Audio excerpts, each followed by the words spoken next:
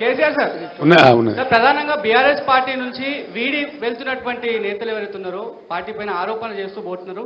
పార్టీలో చాలా మంది షిండేలు ఉన్నారని మాటను మాట్లాడినారు. ఒక క్వశ్చన్. నెక్స్ట్ ఇంకో క్వశ్చన్ సార్, అసెంబ్లీ ఫలితాలు చూసుకుంటే ఇందాక మీరు కొన్ని ప్రిడిక్షన్స్ చెప్పారు, బీజేపీకి ఎన్ని వస్తాయి, కాంగ్రెస్కి ఎన్ని వస్తాయని చెప్పి.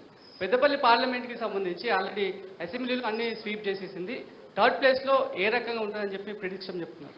ఖచ్చితంగా చెప్పొచ్చు బ్రదర్, చాలా సింపుల్ అది. ఎందుకంటే పోయినసారి ఎన్నికల్లో మేము 7 అసెంబ్లీకి వచ్చిన సీట్లు 2 కోల్పోయినాం. మేము పోయిన పార్లమెంట్ ఎన్నికల్లో 18లో మేము గెలిచిన తర్వాత 7 అసెంబ్లీ సీట్లు నిజామాబాద్ సెగ్మెంట్ మేము గెలిచినాం, కానీ మేము ఓడిపోయినాం. అట్లా 6 సీట్లు గెలిచిన దానికి ఓడిపోయినాం. తారుమారు అయిపోతే అట్లా ఉండదు. ప్రజలు అభిప్రాయం అనేది మారుతుంది డెఫినెట్గా.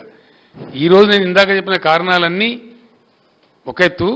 రెండవది, మాదిగ సామాజిక వర్గానికి మాకు టికెట్ ఇవ్వలేదని చెప్పి వాళ్ళు చాలా ఆగ్రహంగా ఉన్నారు, చాలా ఆగ్రహంగా. పెద్దపల్లిలో వాళ్ళే ఇలా పంతం బట్టి ఓడించి చూపెడతామని చెప్పి పట్టుదలగా ఉన్నారు. ఆ ఫలితం ఆ పార్టీ అనుభవించక తప్పదు. Sir sir sir sir sir నేను ఒకటే మాట చెప్తా ఉన్నా, ఈ ప్రభుత్వానికి ఏం పని లేదు, పలినేని మంగళి పిలితల కొరిగిండి అన్నట్టుగా అసలు చేయాల్సిన పని వదిలిపెట్టి అన్ని పనికిమాలిన పనులు వీళ్ళు ముందరేసుకుంటున్నారు.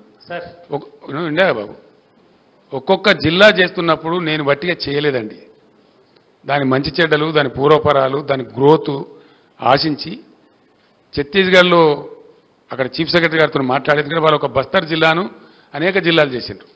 ఎట్లా చేయాలని అడిగినప్పుడు భూపాలపల్లి జిల్లా ఏర్పాటు చేసిన, ములుగు ఏర్పాటు చేసిన, ఇంకా కొన్ని జిల్లాలు ఏర్పాటు చేసిన, వాటి భౌగోళిక పరిస్థితులను బట్టి అవి గ్రోత్ కారిడార్లుగా మారాలని చెప్పి అక్కడ లైట్ రావాలి, అడ్మినిస్ట్రేషన్ పోవాలి, అక్కడ కలెక్టర్ ఉండాలి, ఎస్పీ ఉండాలి, ఉంటేనే బాగా జరుగుద్దని గతంలో కల్లోలిత ప్రాంతాలుగా ప్రకటించిన సిరిసిల్ల జగిత్యాల కావచ్చు, భూపాలపల్లి ములుగు కావచ్చు, స్టేట్ బార్డర్లో ఉండేటువంటి గద్వాల జిల్లా లాంటివి కావచ్చు, చాలా ఆలోచనతో తెలంగాణ యొక్క ప్రగతిని ఆశించి చేసిన జిల్లాలు అవి.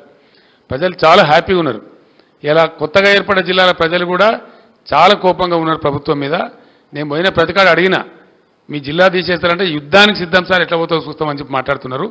పార్లమెంట్ ఎన్నికల్లో ఈ కొత్త ఏవైతే జిల్లాలు తీసేస్తామని కాంగ్రెస్ చెప్పిందో ఆ దెబ్బ కూడా ఇప్పుడు కాంగ్రెస్ పడబోతా ఉంది. Sir sir sir sir sir ఇక్కడ సార్ నరేందర్ సార్ ఇక్కడ సార్ ఉద్యమ సమయంలో సార్ ఇక్కడ ఇక్కడ సార్ సార్ నేను సార్ ఇది ఫోన్ ట్యాపింగ్ కేసులో రాధాకిషన్ రావు మీ ఆదేశాలనే మేము పాటించినాము, మా సొంత నిర్ణయాలు ఏం తీసుకోలేదని సిఆర్పిసి 141 సెక్షన్ స్టేట్మెంట్ ఇచ్చారు సార్.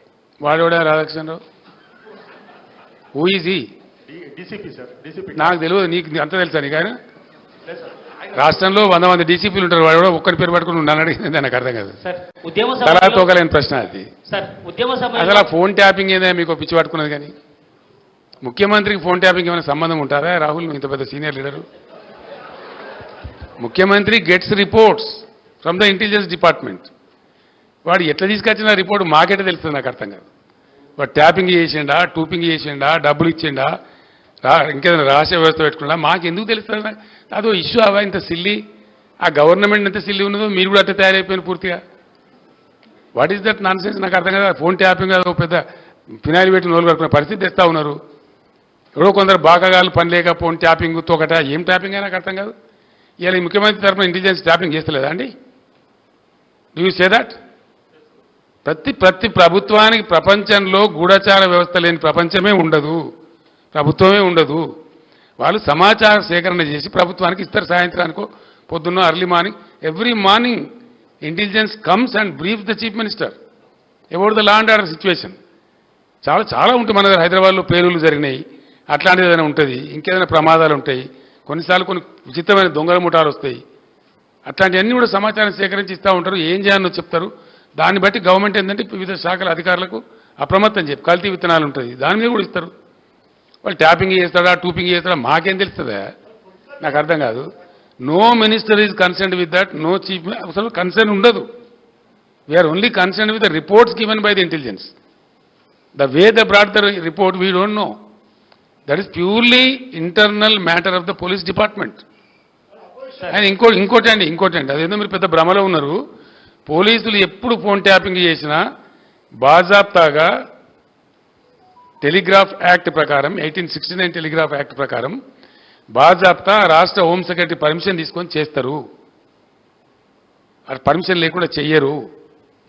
ఇది ఇంగితమైన ప్రతి ఒక్కరికి తెలుసు. తర్వాత తీసుకున్న దాన్ని డిమాలిజ్ చేయొచ్చని కూడా ఉంది ఆ చట్టంలో. ఒక నిర్ణీత వ్యవధి తర్వాత వాళ్ళు సేకరించిన సమాచారాన్ని డిమాలిజ్ చేయొచ్చని కూడా అదే యాక్ట్లో ఉంది.